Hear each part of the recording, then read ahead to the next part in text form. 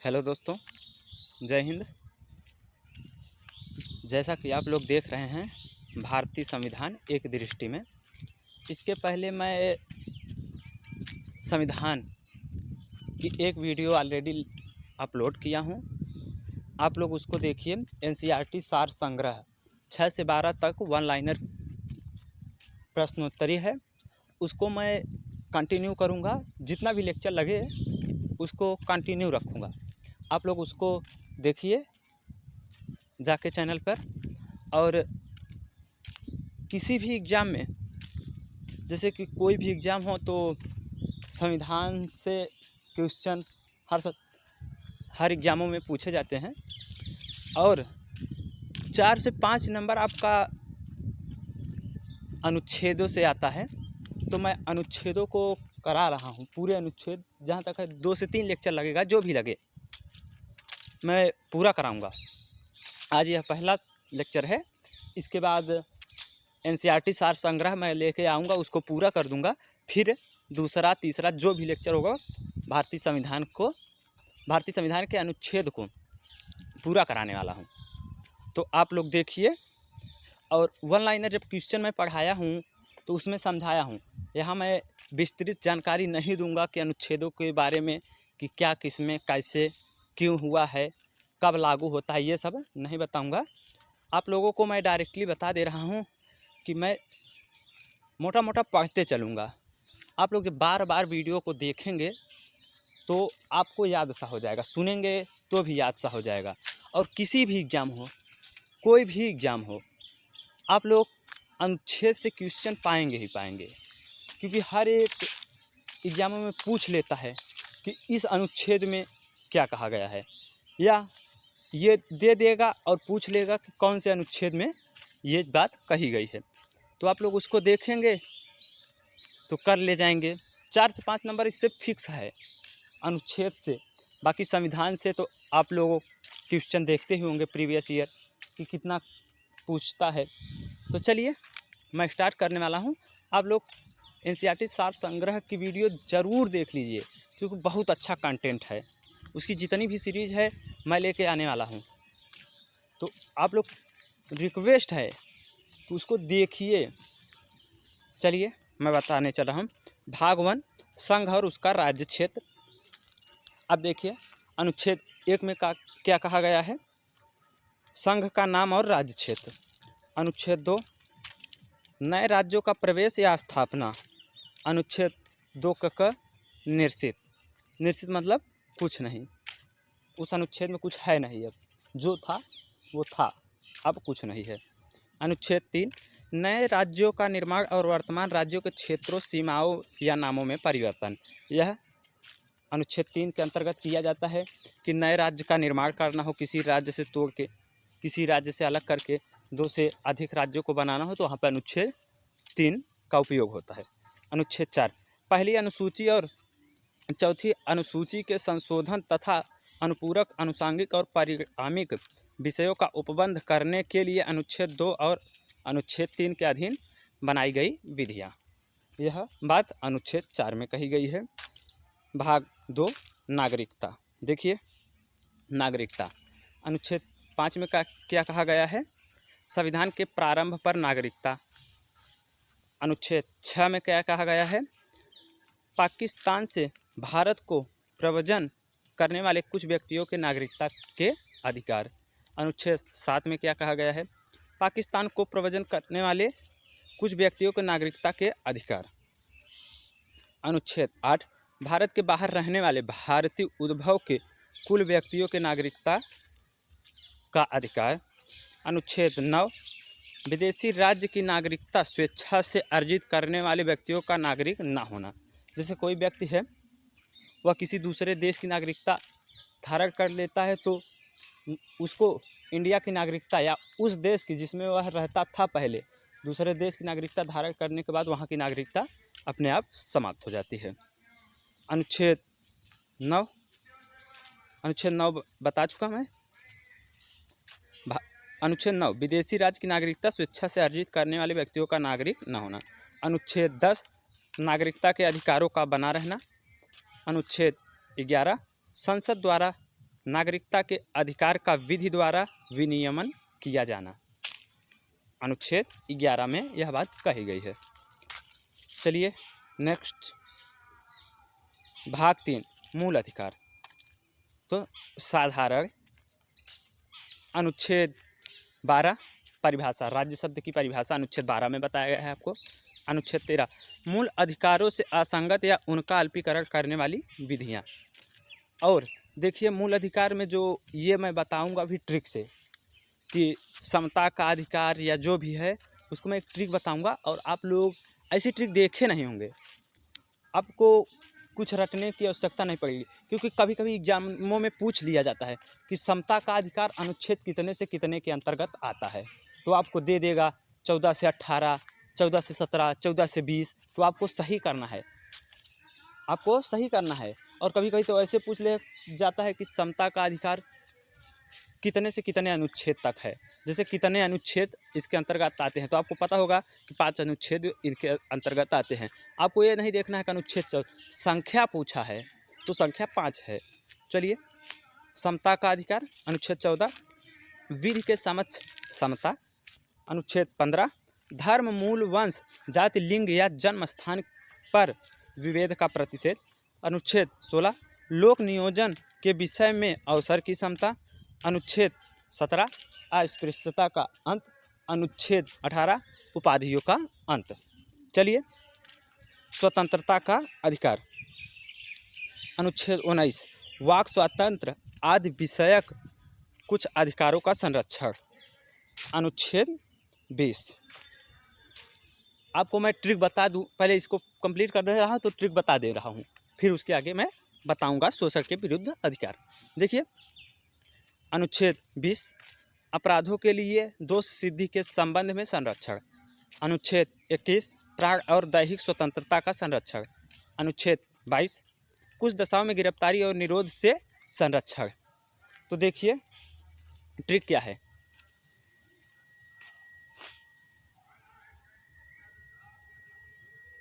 Trick क्या है उसको मैं बता दे रहा हूँ। चलिए समता ने स्वतंत्रता को शोषण के विरुद्ध धर्म की शिक्षा देकर संवैधानिक उपचार किया। तो समता ने स्वतंत्रता को शोषण के विरुद्ध समता ने स्वतंत्रता को शोषण के विरुद्ध धर्म की शिक्षा देकर संवैधानिक उपचार किया। तो इसको ऐसे याद कीजिएगा 542 421, मतलब समता का अधिकार में कुल कितने अनुच्छेद है? 5 अनुच्छेद। स्वतंत्रता का अधिकार कुल 4 अनुच्छेद। शोषण के विरुद्ध अधिकार कुल 2 अनुच्छेद। धर्म की स्वतंत्रता का अधिकार कुल 4 अनुच्छेद। संस्कृति और शिक्षा संबंधी अधिकार कुल 2 अनुच्छेद।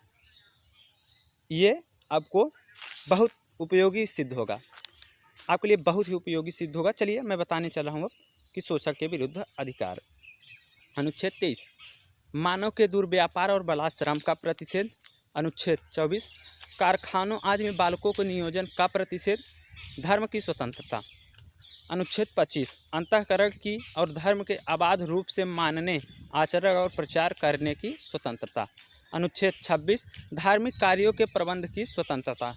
अनुच्छेद 27 किसी विशिष्ट धर्म की अभिवृद्धि के लिए करों के संदाय के बारे में स्वतंत्रता। अनुच्छेद 28 कुछ शिक्षा संस्थानों में धार्मिक शिक्षा या धार्मिक उपासना में उपस्थित होने के बारे में स्वतंत्रता।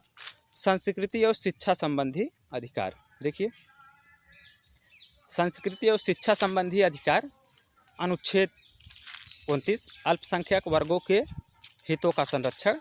अनुच्छेद 30 शिक्षा संस्थाओं की स्थापना और प्रशासन करने का अल्पसंख्यक वर्ग का अधिकार। अनुच्छेद 31 निश्चित मतलब कुछ नहीं। अनुच्छेद 31 में कुछ दिया नहीं गया है। कुछ विधियों की व्यावृत्ति अनुच्छेद 31 का संपदाओं आदि के अर्जन के लिए उपबंध करने वाली विधियों की व्यावृत्ति। अनुच्छेद 31 ख कुछ अधिनियमों और विनियमों का विधिमान्यकरण। अनुच्छेद 31 ग कुछ निदेशक तत्वों को प्रभावित करने वाली विधियों की व्यावृत्ति। अनुच्छेद 31 घ निश्चित अनुच्छेद 31 घ में अब कुछ भी बात कही नहीं गई है। संवैधानिक उपचारों का अधिकार, अनुच्छेद 32 इस भाग द्वारा प्रदत्त अधिकारों को प्रवर्तित कराने के उपचार, अनुच्छेद 32 क निश्चित। अनुच्छेद 33 इस भाग द्वारा प्रदत्त अधिकारों का बलों आदि को लागू होने में उपांतरण करने की संसद की शक्ति। अनुच्छेद 34 जब किसी क्षेत्र में सेना विधि प्रवृत्त रहे तब इस भाग द्वारा प्रदत्त अधिकारों का निर्बंधन। अनुच्छेद 35 इस भाग के उपबंधों को प्रभावी करने के लिए विधान। भाग 4 राज्य के नीति निदेशक तर्क, directive principle of state policy. अनुच्छेद 36 परिभाषा, राज्य शब्द की परिभाषा जो अनुच्छेद 12 में कहा गया है वही बात अनुच्छेद 36 में कहा गया है। अनुच्छेद 37 इस भाग में अंतर्विष्ट तत्वों का लागू होना। अनुच्छेद 38 राज्य लोक कल्याण की अभिवृद्धि के लिए सामाजिक व्यवस्था बनाएगा। अनुच्छेद 39 राज्य द्वारा अनुसारी कुछ नीति तत्व। अनुच्छेद 39 क सामान्य न्याय और निःशुल्क विधिक सहायता। अनुच्छेद 40 ग्राम पंचायतों का संगठन। अनुच्छेद 41 कुछ दशाओं में काम, शिक्षा और लोक सहायता पाने का अधिकार। अनुच्छेद 32 काम की न्याय संगत और मनोचित दशाओं का तथा प्रसूति सहायता का उपबंध। अनुच्छेद 43 कर्मकारों के लिए निर्वाह मजदूरी आदि। अनुच्छेद 43 का उद्योगों के प्रबंध में कर्मकारों का भाग लेना। अनुच्छेद 44 नागरिकों के लिए एक समान सिविल संहिता।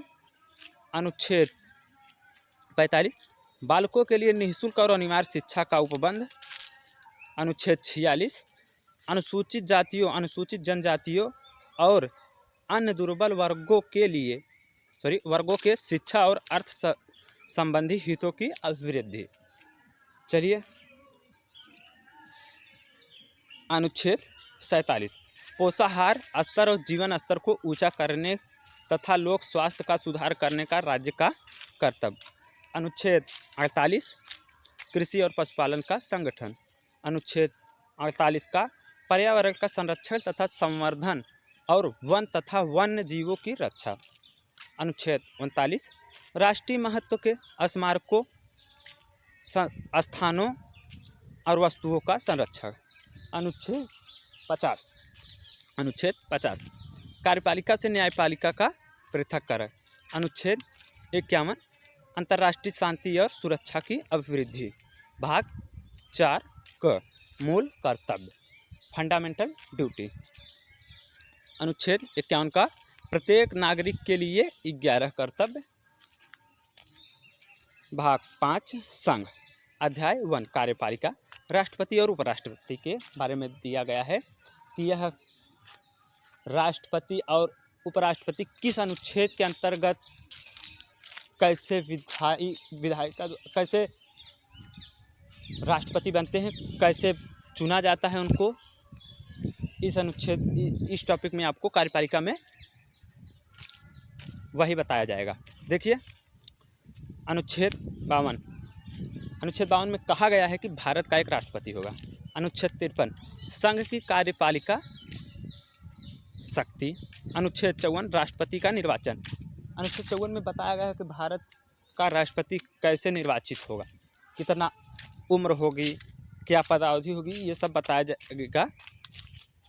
अनुच्छेद 56 राष्ट्रपति की पदावधि। अनुच्छेद 57 पुनर्निर्वाचन के लिए पात्रता। अनुच्छेद 58 राष्ट्रपति निर्वाचित होने के लिए अहर्ताएँ। अनुच्छेद 59 राष्ट्रपति के पद के लिए शर्तें। अनुच्छेद 60 राष्ट्रपति द्वारा शपथ या प्रतिज्ञान। अनुच्छेद 61 राष्ट्रपति पर महाभियोग चलाने की प्रक्रिया। अनुच्छेद 62 राष्ट्रपति के पद में रिक्ति को भरने के लिए निर्वाचन करने का समय और आकस्मिक रिक्ति को भरने के लिए निर्वाचित व्यक्ति की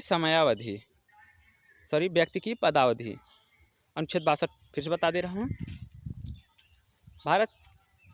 अनुच्छेद 62 राष्ट्रपति के पद के रिक्ति को भरने के लिए निर्वाचन करने का समय और आकस्मिक रिक्ति को भरने के लिए निर्वाचित व्यक्ति की पदावधि।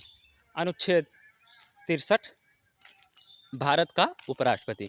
अनुच्छेद 63 से बताया गया है कि भारत के उपराष्ट्रपति के बारे में कि किस अनुच्छेद में कैसे क्या काम होता है, कैसे निर्वाचित किए जाते हैं, ये सब बताया गया है।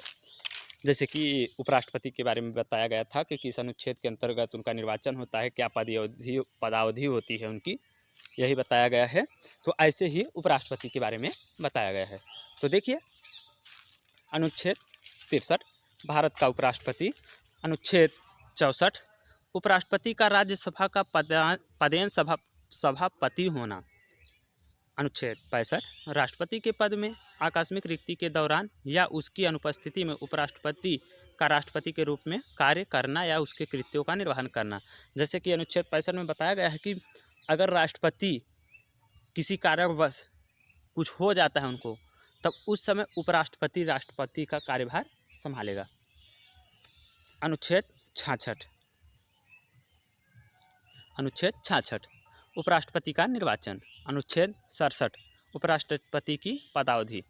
अनुच्छेद 68 उपराष्ट्रपति के पद में रिक्ति को भरने के लिए निर्वाचन करने का समय और आकस्मिक रिक्ति को भरने के लिए निर्वाचित व्यक्ति की पदावधि।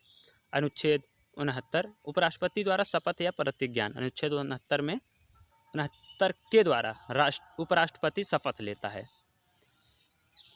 अनुच्छेद 70 अन्य आकस्मिकताओं में राष्ट्रपति के कृत्यों का निर्वहन। अनुच्छेद 71 राष्ट्रपति या उपराष्ट्रपति के निर्वाचन से संबंधित या सशक्त विषय। अनुच्छेद 72 क्षमा आदि की और कुछ मामलों में दंडादेश के निलंबन, परिहार या लघुकरण की राष्ट्रपति की शक्ति। अनुच्छेद 73 संघ की कार्यपालिका शक्ति का विस्तार। मंत्रिपरिषद। अनुच्छेद 74 राष्ट्रपति को सहायता और सलाह देने के लिए मंत्रिपरिषद। अनुच्छेद 75 मंत्रियों के बारे में अन्य उपबंध। भारत का महान्यायवादी। अनुच्छेद 76 भारत का महान्यायवादी। सरकारी कार्य का संचालन। अनुच्छेद 77 भारत सरकार के कार्य का संचालन। अनुच्छेद 78 राष्ट्रपति को जानकारी देने आदि के संबंध में प्रधानमंत्री के कर्तव्य कि क्या हो रहा है, कैसे चल रहा है, यह कर्तव्य प्रधानमंत्री को व राष्ट्रपति को बताए। यह बात अनुच्छेद 78 में कही गई है। अध्याय 2 संसद साधारण। अनुच्छेद 79 संसद का गठन। अनुच्छेद 80 राज्यसभा की संरचना। अनुच्छेद 81 लोकसभा की संरचना। अनुच्छेद 82 प्रत्येक जनगणना के पश्चात पुनः समायोजन। अनुच्छेद 83 संसद के सदनों की अवधि। अनुच्छेद 84 संसद की सदस्यता के लिए अर्हता। अनुच्छेद 85 संसद के सत्र सत्रावसान और विघटन। अनुच्छेद 86 सदनों में अभिभाषण का और उनको संदेश भेजने का राष्ट्रपति का अधिकार। अनुच्छेद 87 राष्ट्रपति का विशेष अभिभाषण। अनुच्छेद 88 सदनों के बारे में मंत्रियों और महान्यायवादी के अधिकारी। संसद के अधिकारी। अनुच्छेद 89 राज्यसभा का सभापति और उपसभापति। अनुच्छेद 90 उपसभापति का पद रिक्त होना, पद त्याग और पद से हटाया जाना।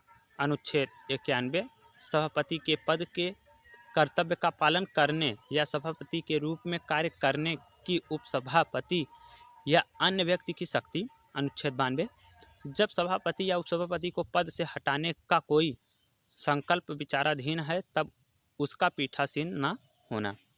तो देखिए दोस्तों, मैं टोटल अनुच्छेद 92 तक करा दिया हूँ। नेक्स्ट अनुच्छेदों को मैं 1 या 2 लेक्चर में कंप्लीट करने वाला हूँ, तो आपको उसमें नंबरिंग कर दूंगा कि जब अपलोड करूँगा दूसरा और तीसरा लेक्चर तो उसमें नंबरिंग कर दूंगा। यह मेरा पहला लेक्चर है, तो आप लोग देखिए और 1-2 बार देखिए, क्योंकि ज़्यादा लॉन्ग वीडियो बनाऊंगा नहीं, जिससे बोरिंग फील हो जाता है। जैसे 2 घंटे 2.5 घंटे वीडियो देखने में बच्चे क्या होते हैं, बोर हो जाते हैं। तो अभी मैं छोटे छोटे वीडियो को लेकर आ रहा हूँ, आप लोग देखिए, क्योंकि यह सभी एग्जामों के लिए महत्वपूर्ण है। किसी भी एग्जाम में अनुच्छेद से सवाल लगातार पूछ रहे हैं, लगातार पूछे जा रहे हैं क्वेश्चन, और अनुच्छेद से 4 से 5 नंबर रख लीजिए और पॉलिटी से तो आप लोग देखे ही होंगे। मैं यूपीएससी का बता दे रहा हूँ कि हर साल एवरेज 15 क्वेश्चन ले लीजिए, 12-15 हर साल यूपीएससी में पूछता है पॉलिटी से, भारतीय संविधान से हर साल पूछ रहा है क्वेश्चन। तो देखिए, और मैं इसीलिए वन लाइनर क्वेश्चन लेके आया हूँ। एनसीईआरटी सार संग्रह 6 से 12 तक एनसीईआरटी मैं पूरी कराऊंगा, जितनी भी सीरीज लगेगी उसको कंटिन्यू रखूँगा। तो चलिए, धन्यवाद।